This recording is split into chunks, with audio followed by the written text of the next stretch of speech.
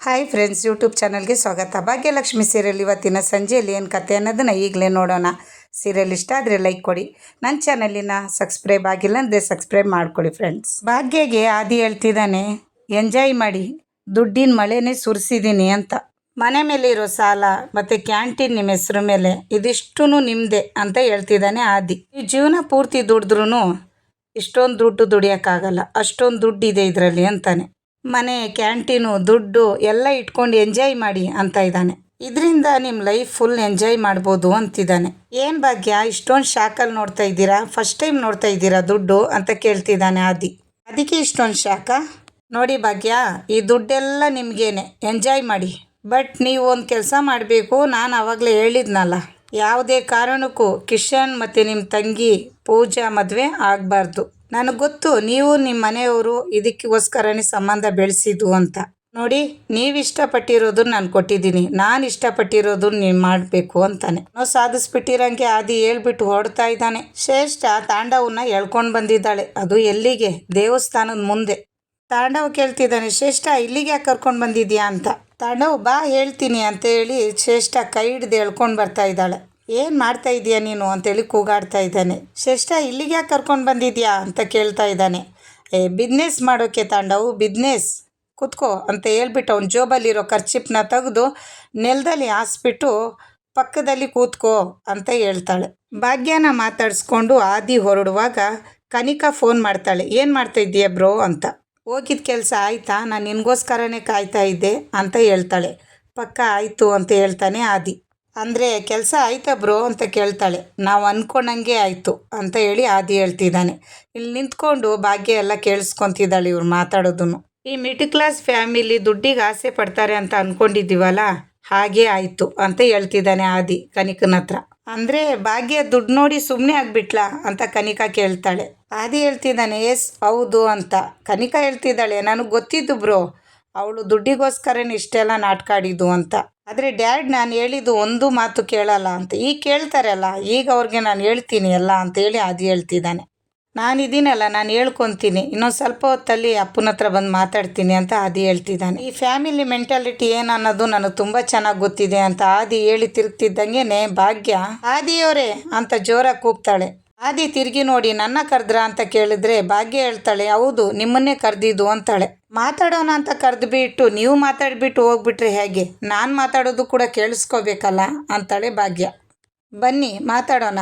ಶ್ರೇಷ್ಠನ ಅವಸ್ಥೆ ನೋಡೋಕ್ಕಾಗ್ತಾ ಇಲ್ಲ. ತಾಂಡವನ್ನ ದೇವಸ್ಥಾನ ಮುಂದೆ ಕೂರಿಸ್ಕೊಂಡು ಶ್ರೇಷ್ಠನೂ ಕುತ್ಕೊಂಡ್ಬಿಟ್ಟು ಭಿಕ್ಷೆ ಬೇಡ್ತಿದ್ದಾಳೆ.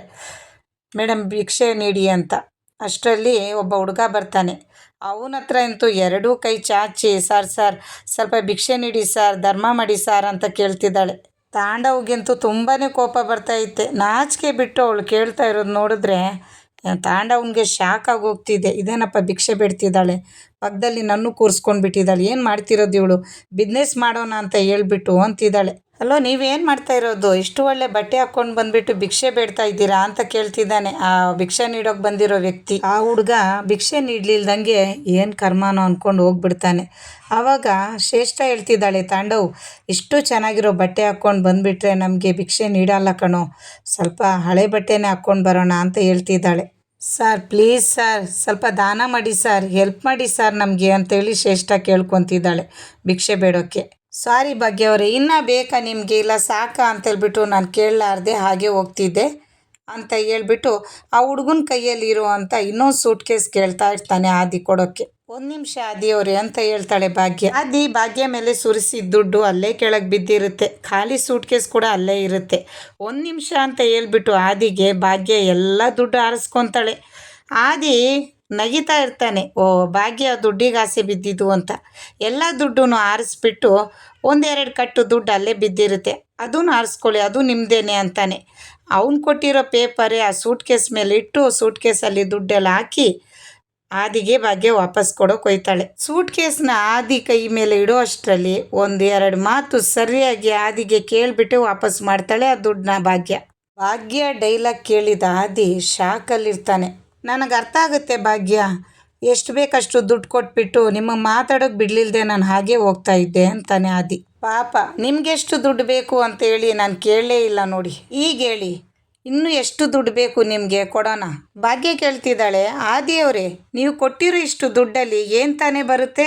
ಅದಕ್ಕೆ ಆದಿ ಹೇಳ್ತಿದ್ದಾನೆ, ಏನು ಹೀಗೆ ಹೇಳ್ತಿದ್ದೀರಾ, ಏನು ಬೇಕಾದರೂ ಬರುತ್ತೆ ಅಂತಾನೆ ಆದಿ. ಓ ಹೌದಾ, ಹಾಗಾದರೆ ಒಬ್ಬ ಮನುಷ್ಯ ಈ ದುಡ್ಡಿಂದ ಏನು ಬೇಕಾದರೂ ಕೊಂಡ್ಕೋಬೋದಾ ಅಂತ ಭಾಗ್ಯ ಕೇಳುವಾಗ ಹೌದು ಅಂತ ಆದಿ ಅಂತಾನೆ. ಏನು ಬೇಕಾದರೂ ಕೊಂಡ್ಕೋಬೋದು ಅಂತಾನೆ. ಇಷ್ಟು ಸಾಕಾಗಿಲ್ವಾ, ಇನ್ನೂ ಬೇಕು ಅಂದರೆ ಕೇಳಿ ಕೊಡೋಣ ಅಂತಾನೆ ಆದಿ. ಅಂದರೆ ನನ್ನ ಸ್ವಾಭಿಮಾನನ ಕೊಂಡ್ಕೊಳ್ಳೋದಕ್ಕೆ ಎಷ್ಟು ದುಡ್ಡು ಬೇಕಾಗುತ್ತೆ ಅಂತೇಳಿ ಭಾಗ್ಯ ಆದಿನ ಕೇಳ್ತಾಳೆ. ಆದಿ ಒಟ್ ಅಂತಾನೆ. ಅಂದರೆ ನನ್ನ ಸ್ವಾಭಿಮಾನನ ಎಷ್ಟು ದುಡ್ಡು ಕೊಟ್ಟು ಕೊಂಡ್ಕೊಳ್ಬೇಕು ಅಂದ್ಕೊಂಡಿದ್ದೀರಾ ನೀವು ಅಂತ ಕೇಳ್ತಿದ್ದಾಳೆ ಭಾಗ್ಯ. ಆದಿ ವಾಟ್ ಅಂತಾನೆ. ಅಂದರೆ ನನ್ನ ಸ್ವಾಭಿಮಾನನ ನೀವು ಯಾವುದೇ ಕಾರಣಕ್ಕೂ ಕೊಂಡ್ಕೊಳ್ಳೋಕ್ಕಾಗಲ್ಲ ಅಂತ ಹೇಳ್ತಾ ಇದ್ದೀನಿ ಅಂತಾಳೆ ಭಾಗ್ಯ. ನಮ್ಮಂಥ ಮಿಡ್ಲ್ ಕ್ಲಾಸ್ ಜೀವನನೇ ಹೀಗೆ, ನಮಗೆ ದುಡ್ಡು ಬೇಕಾಗಿರುತ್ತೆ. ಶ್ರೇಷ್ಠ ಭಿಕ್ಷೆ ಎತ್ತಾ ಇರೋದು ತಾಂಡವ್ಗೆ ಒಂದು ಅವಮಾನ ಆಗ್ತಿದೆ. ತಾಂಡವ್ ಹೇಳ್ತಿದ್ದಾನೆ, ಇದು ಭಿಕ್ಷೆ ಎತ್ತೋಕೆ ಬಂದಿರಂಗಿದೆ ಇಲ್ಲಿ ನಾವು ಅಂತ. ಭಿಕ್ಷೆ ಎತ್ತೋಕೆ ಬಂದಿರೋದೇನು, ಭಿಕ್ಷೆನೇ ಎತ್ತಾ ಇದ್ರೋದು ನಾವು, ಅದೇ ಬಿಸ್ನೆಸ್ ನಮ್ಮದು ಅಂತಾಳೆ. ನೀನು ಡೋಂಟ್ ವರಿ, ನೀನು ಚಿಂತೆ ಮಾಡಬೇಡ, ಆದರೆ ಇದೇ ಬಿಸ್ನೆಸ್ ನಮ್ಮದು ಅಂತಾಳೆ.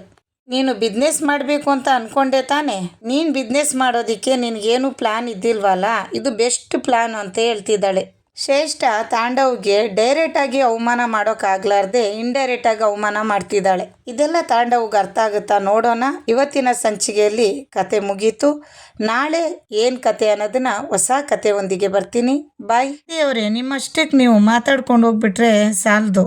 ನಾವು ದುಡ್ಡು ಸಂಪಾದನೆ ಮಾಡೋದಕ್ಕೆ ಒದ್ದಾಡ್ತಾ ಇರ್ಬೋದು, ಸಾವಿನ ಅಪಾಯದಲ್ಲಿ ಇದ್ರೂ ಕೂಡ ಇಂಥ ದುಡ್ಡು ಮುಟ್ಟೋದು ಇಲ್ಲ, ಪ್ರೀತಿ ನಾಟಕ ಆಡೋದು ಇಲ್ಲ ಅಂತ ಹೇಳಿ ಭಾಗ್ಯ ಅಂತಾಳೆ. ಭಾಗ್ಯ ಆ ಮಾತು ಹೇಳ್ತಿದ್ದಂಗೆ ಆದಿ ಮುಖ ಚಿಕ್ಕದು ಮಾಡ್ಕೊತಿರ್ತಾನೆ. ಆ ಮಾತು ಕೇಳಿಸ್ಕೊಂಡಿದ್ದ ತಕ್ಷಣ ಪೂಜಾ ನಾನು ಬೆಳೆಸಿದ ಹುಡುಗಿ, ಅವಳು ಮನಸ್ಸಲ್ಲೂ ಈ ಥರ ಎಲ್ಲ ಯೋಚನೆ ಮಾಡೋದಕ್ಕೆ ಸಾಧ್ಯ ಇಲ್ಲ.